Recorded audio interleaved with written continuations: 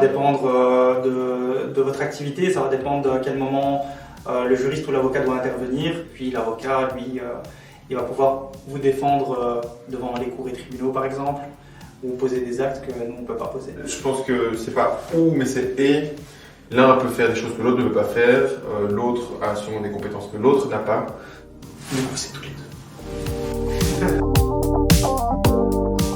Alors, erreur fréquente, le contrat type pioché sur Internet, pas du tout adapté à la situation et on voit des clauses qui n'ont rien à voir avec votre activité.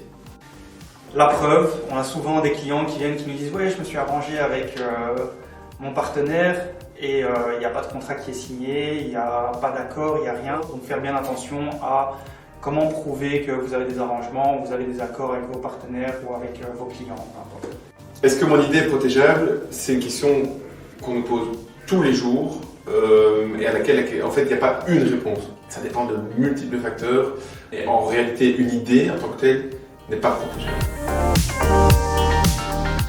Ouf, c'est une très bonne question. Alors, on croit généralement que c'est du fait du diplôme, parce qu'on a fait un master en droit, mais en fait, l'origine du mot maître, c'est historique. Les avocats faisaient partie du clergé laïque, et de par leur fonction, on les appelait maîtres, et donc c'est resté un petit peu comme les docteurs. Règlement général pour la protection des données à caractère personnel. GPD, c'est un instrument législatif européen qui règle tout le traitement des données à caractère personnel. Aujourd'hui, bon, dans l'ère digitale, les données, ça s'achète et ça se traite plutôt comme on achète des pains au chocolat le matin. C'est tout le temps et partout. Dès que vous traitez des données à caractère personnel, vous devez savoir que certaines règles s'appliquent et que vous devez en tenir compte. Alors encore une fois, ça dépend. Pour y recommander, préférable. Après, si vous avez en face de vous quelqu'un qui est de bonne intention, un email peut suffire. Par contre, pour certaines procédures, il faut malgré tout envoyer un courrier recommandé. Et surtout pour les récupérations de créances, parce que c'est à partir du moment de l'envoi du courrier recommandé que l'intérêt commence à courir, par exemple. Ah, l'éternelle question. Sur mesure, évidemment. Sur Internet, on voit de tout.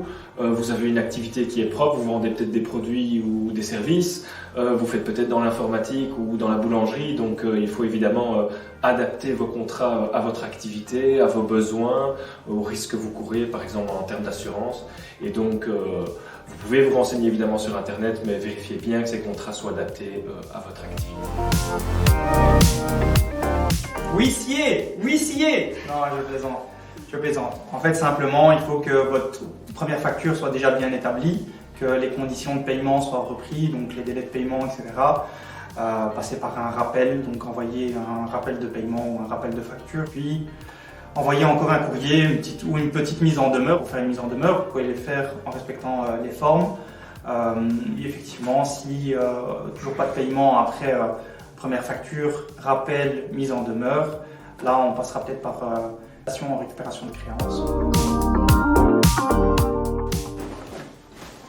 Mais en fait, ça dépend. La toge, en fait, je l'utilise quand je vais au tribunal, devant les cours et tribunaux, quand j'ai plaidé. L'idée étant, en fait, que tous les avocats soient égaux et neutres devant les tribunaux.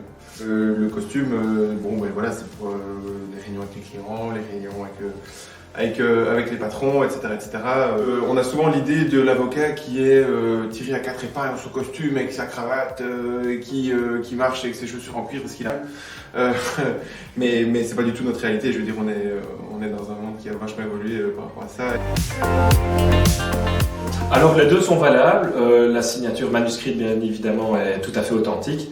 Au niveau des signatures électroniques, il faut vous assurer que, suivant évidemment le degré de sécurité que vous voulez adopter, que la sécurité électronique soit valable. Entre commerçants, entre entreprises, des simples emails sont valables, mais vous avez aussi des signatures tout à fait authentifiées que vous pouvez signer via Sign It's Me, que je vous conseille d'utiliser pour des documents vraiment très importants.